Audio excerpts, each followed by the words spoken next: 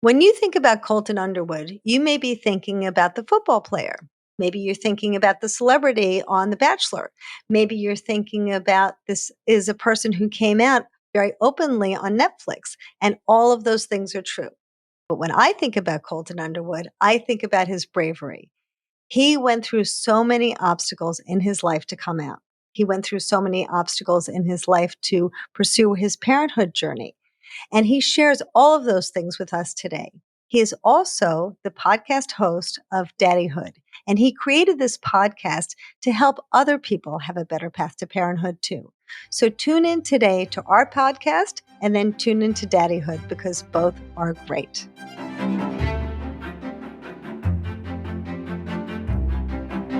Welcome to Building Your Family. This is a podcast about surrogacy and donor conception and all the ways the modern family is built. And today I have the special privilege of having a like-minded person on this show, Colton Underwood, who is going to talk about his whole journey. He really is an amazing advocate.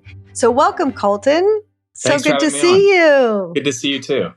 So let's start with your life prior to thinking about building a family, prior to The Bachelor. What was in your mind? You were starting to think, you mentioned in other interviews that you always wanted to be a dad, right? Yeah, I think just for me, going through the process of trying, different ways of essentially conversion therapy, of becoming straight and, entering into these straight relationships were going to force me to make me straighter. And obviously I was wrong about that. But, I was doing that because I grew up in the church. I grew up playing sports. I grew up wanting to be a dad and a family. And I didn't really see a way that I could do all of that, if I was gay. So I was just trying my hardest to, go with the flow and do what I needed to do to have everything that I wanted to have. Did you feel that the people in your environment were not going to be accepting of you if you came out, your friends and family? I just feel like it was a tough situation for me to be in. Where I grew up in Illinois and being part of the sports community and the Christian community, there wasn't a lot of signs that everything was going to be okay for sure. Mm-hmm. So it was definitely tough navigating that. So how did you finally say, okay, enough is enough. I can't live with this mask on my face anymore. How am I going to break out of this and be myself, own my own truth? I mean, unfortunately, it took hitting rock bottom. It took, during the pandemic and, a pretty dark and tragic time of my life to sort of rise back up and go through the coming out process. And unfortunately, I think that's common for a lot of men and people in our community, is you really sort of have to get rocked to find that strength to fight for yourself and to stand up and say, no, this is who I am and this is why I deserve to be here and this is what I want to do now. And were you on The Bachelor at that point? Throughout my entire sort of struggling with my sexuality, it was during my football days, high school, college. I knew I was different at a young age, but I just didn't know what that meant until I got to, experience puberty and go through high school and really figure out like the attraction. And when did you say, I really want to be a dad. I really need to come out. How am I going to make these things work? When did that finally coalesce inside of you? During COVID and really hitting rock bottom, it's like I knew something had to change. And the only thing that I could change was going through the coming out process and coming out and being authentic to myself and to the people in my life. And that obviously was the most healing and healthy thing for me to do. Now looking back, it was very hard and it was challenging and there was tough conversations to be had. And there's feelings of guilt just because I was like, I've lied to so many people, but it's like the most important person that I lied to was myself. So now looking back on it, I really, did a disservice not only to, friends and family, but to myself as well. And did you have any role models or anyone who helped you and say, it's going to be okay, Colton, don't worry, and you can have a family and you can get married and you can have this wonderful life? Did you have any support? Everybody in my family and my friends after I came out were very supportive. But like I said, like before I came out, there wasn't a ton. And I'm to blame for that too. I didn't really keep a lot of gay people in my life or as friends just because it scared me that they would read between the lines and to see me for who I was. Mm-hmm. So there wasn't a lot of like support like that. So you find that once you're true to yourself, the world can kind of open up for you. Yeah, I mean, obviously, it just is so transformative for me as a human being, and also just it was like I was starting from birth again. I sort of have like a new lease on life, and I approached things differently. I was more in touch with who I was, my feelings, what I wanted out of this world, and really just freed me up. And then you met your husband. Yes, Yeah, and yeah. I everyone out there needs to see those wedding pictures. They're so fantastic. Thank They're you. really beautiful, beautiful. And what a nice story. Can you tell us a little bit about how you guys met and Yeah, we met shortly after I had a wrap party for my Netflix show. I did a documentary on Netflix, recording and going through the process of coming out for Netflix, and on that show called Coming Out Colton. During the wrap party, Jordan was there, and then 2 months later, we ran into each other again, and it was like magnets. We really oh, hit it off right away, and when you know. And I wasn't really looking for anything; he wasn't either, and it just happened, and that was the best and most beautiful thing for both of us. oh, how wonderful. That's Yeah. beautiful. So were you feeling like I'm in love, it's wonderful, but I need to be a dad? Well, we bonded over that in like our first one of our first conversations. Is he always wanted to be a father, and I did too, and I think that's so important. That was just making sure you are on similar paths when you're entering into a relationship, and we bonded over that immediately. Oh, that's great. That's wonderful. So it was Yeah, like the perfect match. It was totally, like meant totally. to be. That's Yep. beautiful. So you guys started talking about it and you thought, okay, well, we're going to get married and we're going to kind of move ahead. But as you were moving ahead, this like beautiful story finally happened. And then you kind of hit this bump in the road, right? Because here you are, you meet the person of your dreams, you get married, like everything's coming together for you. And I can't even tell you how amazing it is. I think that you did this Netflix special because, coming out so publicly is amazing, but I'm sure on some level it also feels so good to be able to be out in that Yeah. way. And then you get married and there's all these fantastic things happen. And then you kind of hit a bump in the road, right? With your fertility. Actually, before even we got married, we started this process, and I talk about it. It still feels so recent, but we've been on our path to parenthood, is what we're calling it now, for about 2 years. For same-sex couples, there's a lot of steps, and there's a Yes. lot of processes you have to go through, both with paperwork and Hmm. finding the right egg donor and surrogates, and you have to make so many decisions. So we started the process before we actually got married. And one of the first things that the doctor, my doctor, did at our fertility clinic was test my sperm. And unfortunately, I didn't have any, and my husband did. And it was scary because I didn't know what that meant. I was like, oh, does that mean I'm sterile? I can never have kids? And there was further testing we had to do, and essentially I had to enter into what was 6 months of sperm rehabilitation and making some lifestyle choice changes, and just really figuring out how to make my sperm be able to swim again. I heard you talking a little bit about that. Do you mind sharing? Because I think a lot of people can learn from what you shared about how you learned that your lifestyle was impacting your fertility and some things that people Yeah. can know about because people don't know. I did mention on my podcast everything that I was doing to damage my sperm that not a lot of people understand. And that is working out excessively, steam rooms, hot tubs, saunas, hot baths, riding your Peloton, even wearing tight compression shorts, testosterone, TRT, which I was taking. I had even a medical professional commented under being like, there's no reason you should be on this. And I'm like, that's a doctor saying that to me. I was like, you're not my doctor. You didn't know what I went through. And I unfortunately had some supplements that I was taking in college that damaged the way that my body makes testosterone. So I had a lower level of testosterone.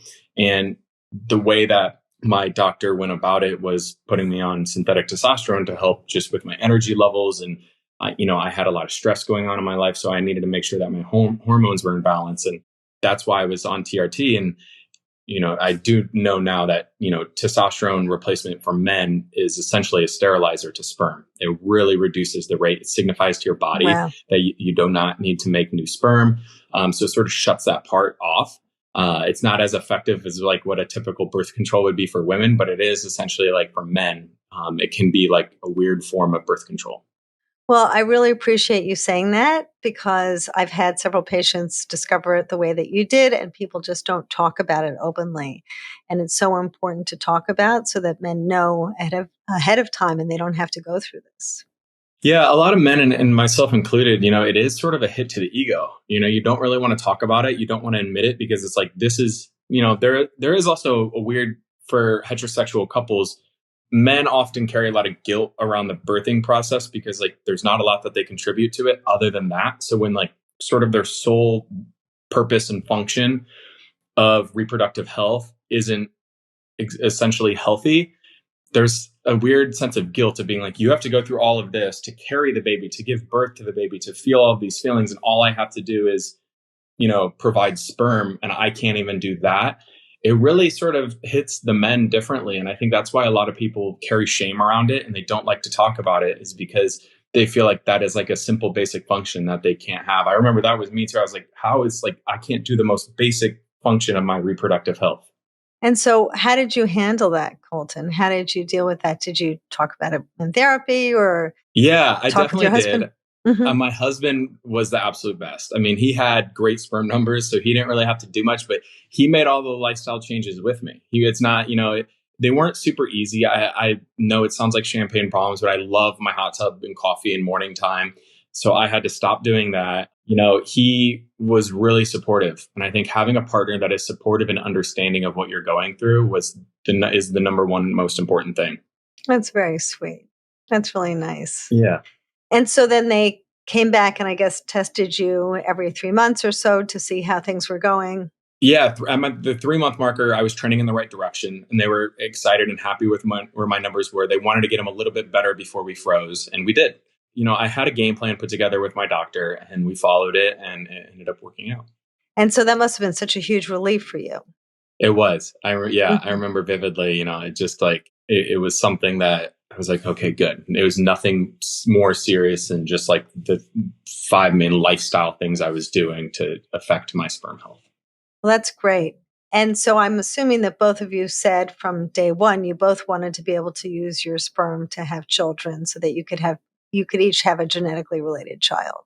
It was sort of a goal of both of ours. Is you have to be this process. You really have to sort of be decisive, and you have Hmm. to it's one of the most intentional things you can do.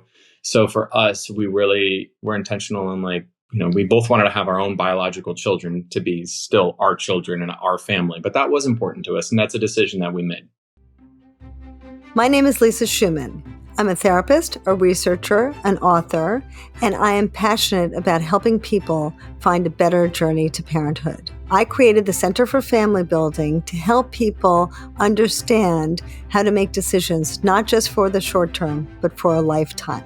We have group counseling, individual counseling, couples counseling, and lots of other services that can help people find the answers that they're looking for. Just take a look at our website so you can see a few of the thousands of people we helped build a better path to parenthood. The decisions you make are too important to leave up to chance. Arm yourself with the right information. Take a look at our website and sign up for a session with one of our therapists, join one of our groups, or access one of our programs, and you will quickly see why our strategies are so effective. Now back to our episode. As you made that decision, then the next step was you had to go to a fertility clinic. Yeah. Was it hard to find a clinic where you felt was going to be queer friendly and going to be a place where you felt comfortable? We didn't, because we live in California and we're very lucky and fortunate to be here. But I couldn't imagine doing what I've done at that facility, as far as collecting your sample and, a closet essentially across from people giving blood and all these workers. Unfortunately, a lot of states in our country still aren't the most LGBTQ plus friendly. So I always Yeah. keep that perspective when I'm there. But that's why we mentioned before we started recording. My friend Khalid, who found Give Legacy and Legacy Sperm, like those types of companies and innovative companies in the fertility space are so needed. Just for parts of our country that do not have access to fertility centers and also just aren't LGBTQ plus friendly, we really need people like him to be creating these companies that make people feel safe. 100%. Absolutely. And it could be a little bit scary, right? I mean, it's scary anyway, but now with, the political climate being what it is, it's even more scary for a lot of people. Totally. Yeah. What you do is so important, and being able to get on your podcast and talk about these things is so essential because you can reach those people. So it's For really sure. wonderful, really Thank you. wonderful. So you found your fertility clinic, and then you both said, okay, the next step, we have to find an egg donor so we can make embryos. How was that process for you? I mean, it was interesting to say the least. We ended up working with donor concierges who Mm-hmm. sort of tapped into all of these different types of egg donors, but also surrogate donors. So we were sort of running parallel because I don't know, a lot of people don't know this, but surrogates are actually right now on about a 6-month wait list. So by the time you pick your egg donor and go through all of the process of harvesting the eggs, you're then about synced up with your waitlist time with your surrogate. So you sort of do them now at the same time, just Mm-hmm. understanding that the surrogate, it takes a while to get matched with one. But it was such a wild experience because you're truly flipping through what feels like catalogs of women and pictures, and you're making decisions of is eye color, is hair color, is height, is education, what's important and what's not, what can you live without, what can you live with. And the thing I always just kept saying is I'm not here to play God. I'm going to love my child regardless of who the biological material is, and go from there. And so how did you make that decision then? Were you looking for something specific or? I mean, we really didn't. The one thing that both was like our overlying attribute that we looked for was somebody who was adventurous. How can you feel like on paper? How can you tell someone's adventurous? Like by breaking down what they've done in their lives at such a young age too, because most of these donors are in their early 20s, just because that is healthy egg life. So that was like sort of our one major overlapper is we wanted them to be adventurous. And I think we found the perfect one. Wow, that's amazing. So is your Yeah. husband also adventurous? Is that his personality? Yeah, we both are. We're Oh, both from really, really small towns that, we ended up leaving and getting out of, but also just like have such an appreciation and love for, who we were and how those towns built us that we sort of want the same, for our children is we want them to have like this unique perspective on life that they are ingrained with. And I think we both believe in nurture versus nature. We both think, the more that we can love on our child and raise them, the right hmm way, the better off they're going to be. It's not only just, biological and all of the genetics per hmm se. hmm absolutely. And so you were looking for somebody adventurous. And so were you thinking, I want somebody who's like a skydiver or someone who just, All of those little bonuses that they could throw on that sheet always, came into place. Like studying abroad, traveling, like what volunteer programs were you a part of? These women are in the early 20s. So we're not like looking at career stats or anything like that. We're looking at, schooling and, how often did you move as a child? Where did you, so all of those different things sort of came into play. and you both had to do carrier testing, make sure you weren't carriers for any difficulties and make Right. sure that your donor didn't match up with any problems. And I'm sure they screened them for all the health concerns as well. Yeah. Genetic testing was definitely a process for us as well, for both of us to go through. And then what about your level of openness with your donor? Did you say, I'd like to get to know you. I'd like to be able to reach out to you when our child's older. I want to check in for medical information. Did you have any of those concerns? We actually chose to remain. I don't want to use anonymous because it's not the right word for it, but we just remained as intended parent one and intended parent two. We did not reveal our names or who we were, where we were, or our photos. But we did have a chance to get to know her. And then at the end of the day, we did ask, if our child ever wants to meet her, if she'd be open to it. And she said yes. So that was, Oh, important just because kids are curious and we want to make yes. sure that like we're not holding them back from asking questions and being curious and being open. And she said, yes, she's comfortable doing that, being in touch with your kids. What about for medical information? Is she willing to be in touch Yeah. with you? So those were the two main reasons why we wanted it that way is just one for our kids and then two for any future medical issues that might come up. We just need to have access to potential additional medical records and history. That's fantastic. Yeah. And you saw pictures, I'm assuming, and all Yes. that. hmm Yeah.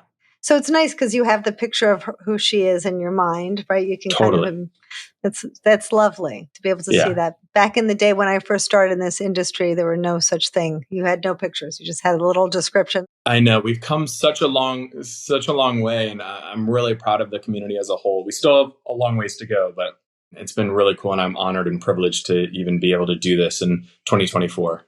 It sounds like you're taking all the right steps and doing everything really well.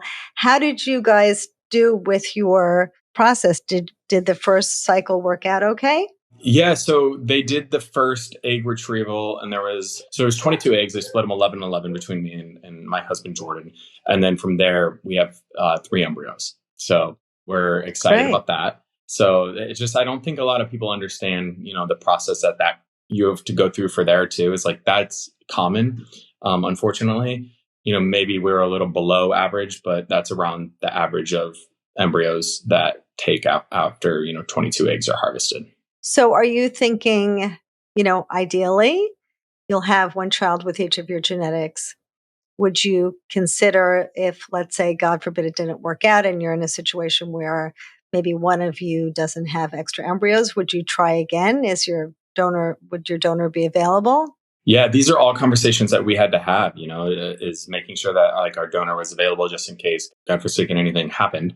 But, we're working with our doctor just to say, hey, like we've sort of communicated with him our intentions of building our family and how we want to go about it. So he knows our game plan and he's on the same page as us. But, when we communicate with him, it's more so, hey, just put the healthiest embryo in and just like work with us on our plan. Like we don't really need to know. We're not going to like step on your toes. Like put whichever embryo you feel like has the best shot of taking in when it comes to that time.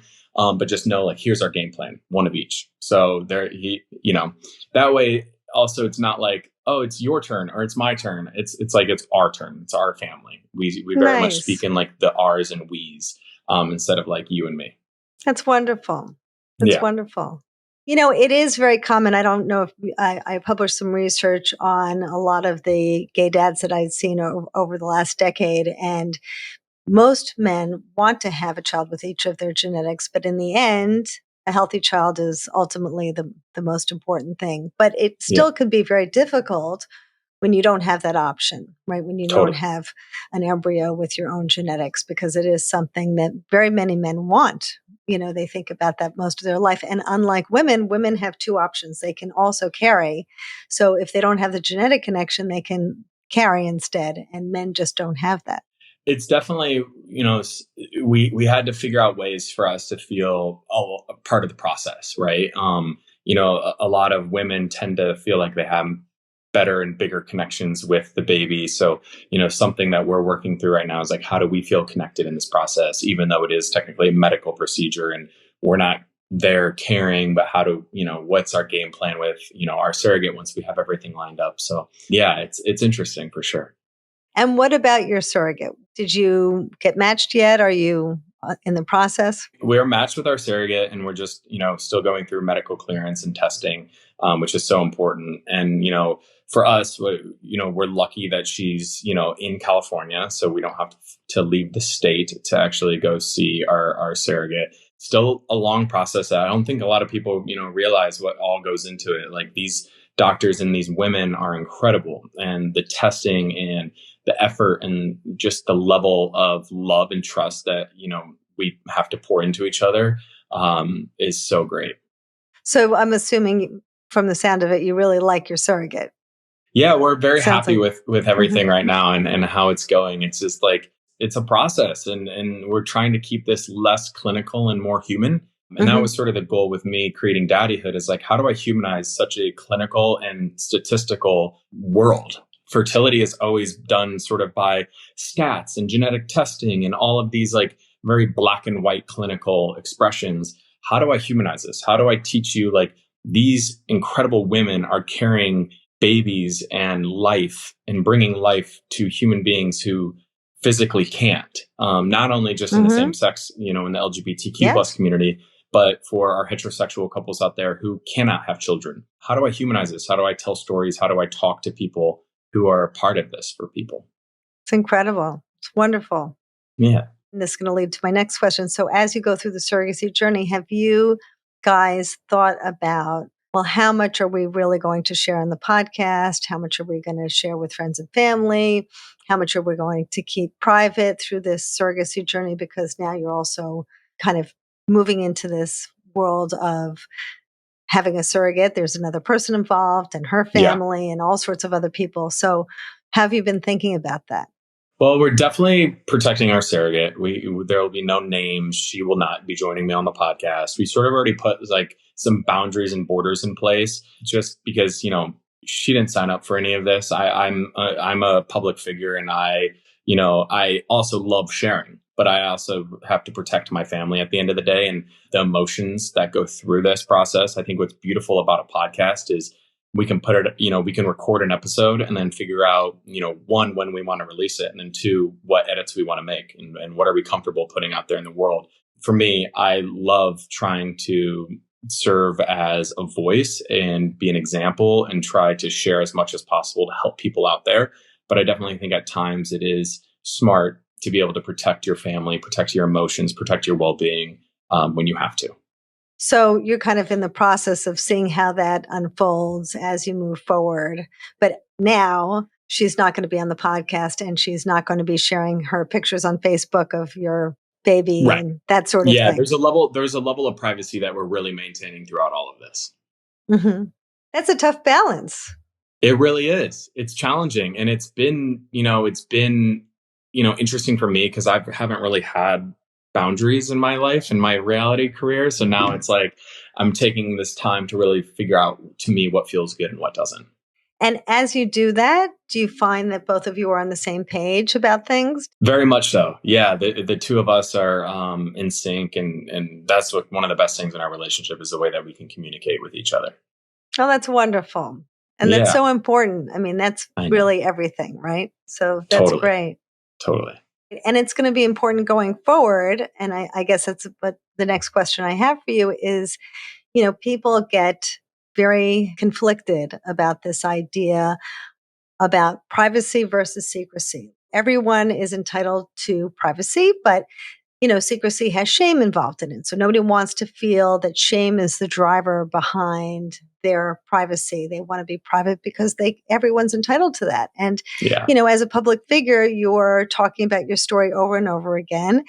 And it's natural to maybe get tired of talking about it sometimes, or maybe you're not going to want to talk about it to the PTA president or, right. your kid's music class or whatever. How have you guys decided together? Because, you want to make sure that you guys don't argue about this, that how have you decided together where you kind of draw that line as you're moving forward? I mean, obviously, we have some time until like our kid is in school, and then we have to have that type of conversation or dialogue. But as of right now, I mean, we're not really hiding anything, hence Daddyhood being here. But I do think, even having conversations right now of like, are we going to be taking pictures of our baby and posting it on social media? Are we sort of going to be protecting, their identity? So it's all conversations that we're having right now, and I don't know if there's a right or wrong, and I think there's so much shame built into the parenting community already that I don't want to add into that shame. I want to be part of the conversation and hopefully part of the solution. I don't want to be part of the problem. That's a tough thing because you're out there in the world sharing this great information, which is so helpful to so many people. On the other hand, you also have to think about your own family, Right. right? And where do I feel comfortable with my own family? And that can be a tough line, I would imagine. Yeah, for sure. It's just like, once again, boundaries are so important. Communication is so important. And also just understanding that it could change, right? We can change our minds. We can change our opinions. We can change how we handle certain things. So I think always being open-minded is the most important. And talking about change, how has your perspective about that changed since the beginning? How have you kind of changed your ideas about that? I mean, so much. Daddyhood's been one of the best things that I've experienced and gone through and built. I mean, I had so much shame when I first started this, just in regards of my reproductive health and my sperm count. And now hearing and meeting so many incredible people and what they've been through and what they've experienced has really changed the perspective in the way that I view fertility as a whole and IVF as a whole. And I'm just honored to be like a part of the community and feel like I'm, giving back in a super small way that I am. Oh, that's wonderful. Yeah. And are you starting to think a little bit differently as time goes on because you have at the same time this drive for making, obviously the podcast and helping people out there in the world, and at the same time starting to think about how am I going to think about my own family and my own kids and not feeling like I have to kind of push beyond a place where I'm comfortable? Yeah, I think, self reflection and just sort of goal setting and once again, being on the same page with your partner is so important. With the understanding that we're both growing and we're both learning how to enter this new phase of life, reading all the books in the world that you can, but also understanding like it's your experience. What you're going through is so unique to yourself. And just making sure you have the right support system, I think, around you is important just to help make all the decisions that you need to make. I think that's really important. And you're a support for so many, Colton. Oh, thank you so much. Really. Yeah, it's really wonderful that you're out there and talking about these things. Tell me, what do you think has been the most challenging if you were to kind of talk to your younger self, and of course also people out there about like, if I had to look back and think that was really tough or I really should have thought about this, what would you say? I think the most challenging thing that's happened in my life so far is obviously coming out and just like confronting all of the societal pressures and fears that I had built up in my head around religion, around family, around our sports culture. And, I'm still sort of shedding layers. I'm still sort of, figuring out what parts of me are me and what parts of me are sort of ingrained in me through different identities that I carried. That's definitely challenging. And what about with respect to the fertility journey? Which parts do you think have been most challenging? I would just say right now, the daddyhood part, like what should I share? What shouldn't I share? And finding balance right now. I think that's the most important.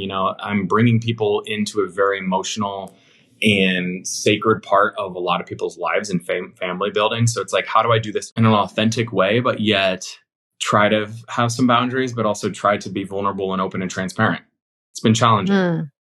Yeah, it is Because it's not challenging. secrecy, but it's also like privacy, right? So I'm like, Yes. I want to bring people in, but I also don't want to like create more of a stigma or shame around it. I have to process, like before I could verbally say, I didn't have any sperm and this is how I felt. I had to process that myself. So it's sort of taking a step back, processing it, and then being able to articulate what's going on. Yeah, that makes perfect sense.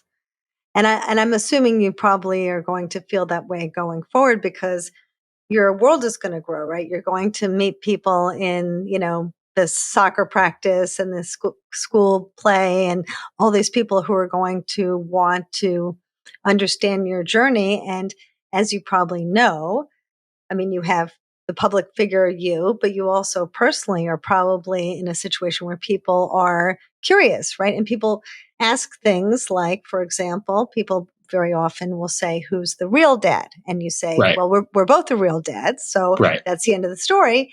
And then people say, "No, well, tell me." And of course, that's a big decision too. Are you going to say, "This is my child's information to share," or do you want to share it yourself? There's so many questions like that. Yeah, we've had that conversation and we've already sort of been faced with, just throughout this process of people not really knowing. We've already heard all the way up to, well, who's going to be the mom and who's going to be the dad? It's like, Oh there's my two God. dads.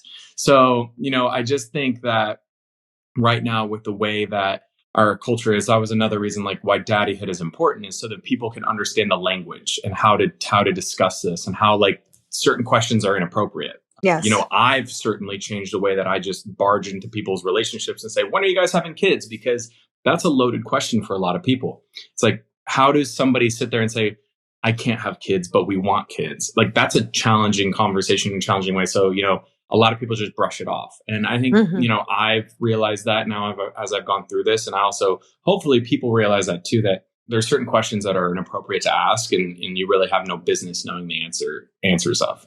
Yeah. But it will happen. It will happen. So, and you have to be on the same page. And for yes. Jordan and I, we stick to it's both of our DNA. It's both of our kids. This is our family. It's not a he or a they or that. This is us. This is our family unit. So you're getting ready for it. We're getting ready. I don't know if, we'll ever be 100% ready, but, I know trial by fire. throw us into it, and we're going to try our best, and we're going to love as hard as we can. Well, it's so important, I think, your perspective, you guys feel like you can be a unit and go through these things together and talk about it together before you have to deal with it in the outside world. I think that's so great because so many people don't, and then you get caught off guard, and then sometimes you say things you don't feel comfortable saying, and it Right. just feels really icky, and then you're kind of stuck feeling like you go home and say, well, I said something I didn't want to. And then, your partner's saying, why'd you say that? And it just becomes this whole mess. So it's great that you guys are thoughtful. If I had any advice in my short time going through this, it would just be make sure you're on the same page as your partner. I think it's so important to be on the same page. It's so important to communicate with each other of what feels good, what doesn't feel good. And we've definitely, had to adjust too. It's like, people ask how many embryos are yours? How many embryos are his? And what are the sex? And what is it? And there's parts of us like, at first we were like, oh, we have to give this information out. And then we realized like, oh, this is for us to decide who gets this information, Yes. And that really changed a lot of perspective for us. 100%. Yeah. And I would imagine for you, that has to be such a clear distinction because you're so used to being out there in the world with people asking you questions and on your own podcast. And then you have to say, okay, these are the places where I'm going to reel it in and kind of set that boundary. Totally. Yeah. So it's all about boundaries, all about communication and sort of just, evaluating as you're going through it. Well, that's great. It's so exciting, Colton. I can't you. wait to see the baby pictures. I know. I can't wait. Well, we're going to wind down now. I know, our time is up, but is there anything that you'd like to share with the audience as we wrap up that you think will be particularly helpful, or if there's a place where people could reach out to you? For anybody that's getting ready to enter into this phase of their life, listen to a few of the episodes on Daddyhood. I feel like no matter if you're a same-sex couple or, a heterosexual couple, you're going to take a lot from it. You're going to learn a lot. You're going to be introduced to new people, new stories that are going to make you feel less alone. And I think, community is so important. Fertility can often feel very isolating. So leaning into your support system, leaning into your community, finding whether it's online or in person is important to have. 100%. I echo that 100%. Colton, it's so great to have you on this podcast. Thank you so much for your time. And everyone out there, please sign up or subscribe and rate and review Daddyhood because it's a fantastic podcast. We drop every Wednesday. We're on episode, I think 5 is coming out this Wednesday. So we're so excited for that one. It's with We Natal and the women over there who have created prenatal supplements for both men and women. And they come in a his and his kit, a hers and hers kit, and a him and hers kit. So they're very inclusive and just really support the overall health for your reproductive health for both men and women. Terrific. Okay. So everyone subscribe for sure. And you can certainly also reach out to me at familybuilding.net or here. And we will see you next week. Thank you so much for joining. I really appreciate your time. Thanks for having me on. Hi, it's Lisa Schumann. I hope that you enjoyed that video and I hope it helped you. And if it did, please give us a thumbs up and subscribe because that's how we keep going. It's really important to us. And if you liked it, you might like this one.